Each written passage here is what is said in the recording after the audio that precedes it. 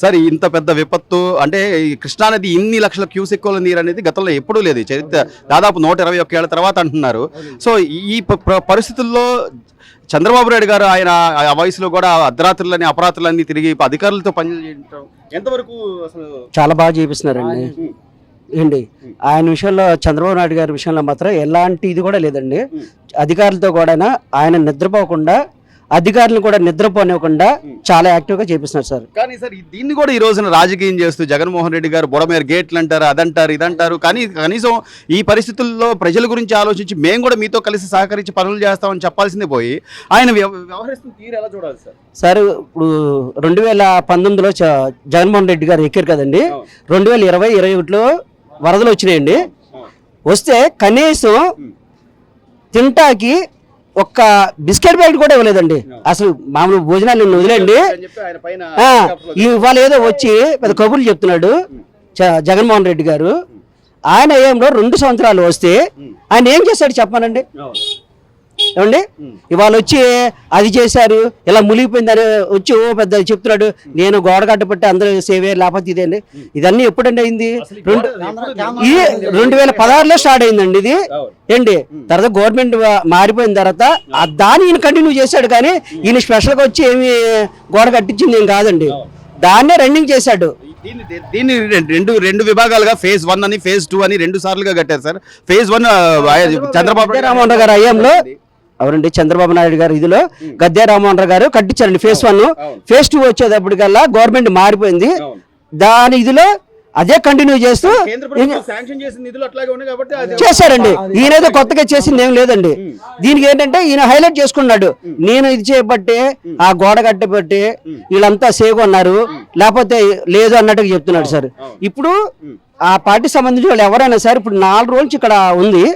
ఎవరైనా వచ్చి ఎవరికైనా ఏదైనా సాయం చేశారని అడగమనండి సార్. అసలు ఇవన్నీ పక్కన పెడితే డ్రైనేజీ వ్యవస్థలు కానీ లేకపోతే కాలువల పూడికతీతలు కానీ గత 5 ఏళ్లలో కనుక జరుగుంటే ఎక్కడికక్కడ నీరు నిలిచే పరిస్థితి ఉండేదా? ఈ రోజు అసలు ఈ జగన్మోహన్ రెడ్డి గారు వచ్చిన తర్వాత ఇది కూడా అభివృద్ధి కార్యక్రమాలు ఏమి చేయలేదు సార్.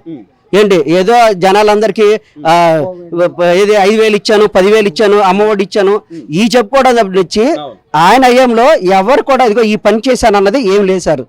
ఏంటి ఇప్పుడు సార్ ఇప్పుడు ఇది మొత్తం కట్టంతా కొట్టుకుపోయింది సార్. ఈ అన్నది కట్ట ఏరియా అంతాను. మేము 5 సంవత్సరాల నుంచి కూడా అడుగుతున్నాం సార్. ఇక్కడ మేము ఇబ్బంది పడుతున్నాము ఏంటి. ఇక్కడ ఉన్న నాయకులు అందరిని అడుగుతున్నాం సార్. ఒక్కళ్ళు కూడా వచ్చి మా మొహాన్ని చూసి ఈ రోడ్డు వేద్దాం అన్నవాళ్ళు కూడా లేరు సార్.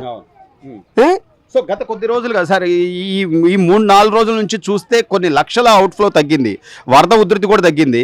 కానీ ప్రభుత్వం సహకారం వాళ్ళు మొత్తం రాష్ట్ర వ్యాప్తంగా అందరి సహకారం కోరుతున్నారు. చాలామంది సినీ ప్రముఖులు కూడా ఈ రోజున ఆంధ్రప్రదేశ్ వాళ్ళకి సహకరిస్తున్నారు, ప్రభుత్వానికి ఫండ్ ఇస్తున్నారు. ఇవన్నీ ఒక పక్కన అయితే మరో పక్క నుంచి ఏదో ఒక విధంగా ప్రభుత్వాన్ని బదనాం చేయాలని అనుకుంటే ఇది రాజకీయం చేసే సమయం అంటారా? కాదండి. అయితే జగన్మోహన్ రెడ్డి గారు చేయాల్సింది ఏంటంటే ఈ విపత్తు సమయంలో మన ప్రతిపక్షం కాదు మనం కూడా మనంతో సాయం చేయాలని చెప్పేసి వాళ్ళ పార్టీ నాయకుల్ని కార్యకర్తల్ని ప్రోత్సహించి ఆయన కూడా నిలబడి చేయాలి. అవన్నీ వదిలేసి రాజకీయాలు మాట్లాడుతున్నాడు ఏంటి. అది అక్కడ అది ములిగింది అసలు ఎన్ని తిట్టుకున్నారు అన్నది కూడా పట్టించుకోవట్లేదండి. అంటే ఏదో వచ్చాను నేను అది చేశాను ఇది చేశాను చెప్పుకుంటాడు తప్పనిచ్చి ఈ టైంలో వాళ్ళ నాయకుల్ని కార్యకర్తల్ని ఆయన నిలబడి చేపిస్తే చాలా హైలైట్ అయ్యేవాడండి. అవన్నీ వదిలేసి రాజకీయాలు మాట్లాడుతుండే ఈ టైం అండి రాజకీయాలు మాట్లాడుకున్న టైం. ప్రభుత్వం నుంచి సహకారం కానీ ఆహార పొట్లాలు కానీ ప్రతి ఒక్కళ్ళకి పులిహార పొట్లాలు కానీ రైస్ కానీ అంత బాగా అంతని కొని ఎక్కడ మిగిలిగా మళ్ళీ అక్కడ మిగిలివి ఇక్కడ అన్ని బాగా తాటలతో బాగా చేస్తారు. చాలా బాగా చేస్తుంది సార్ ఏంటి. ఇప్పుడు అన్ని శాఖల నుంచి కూడాను ఫుడ్ కానీ ఏంటి పాలు కానీ ఏదైనా సరే చాలా బాగా అందిస్తున్నారండి. దేనికి కూడా లోటు లేదండి. Okay sir.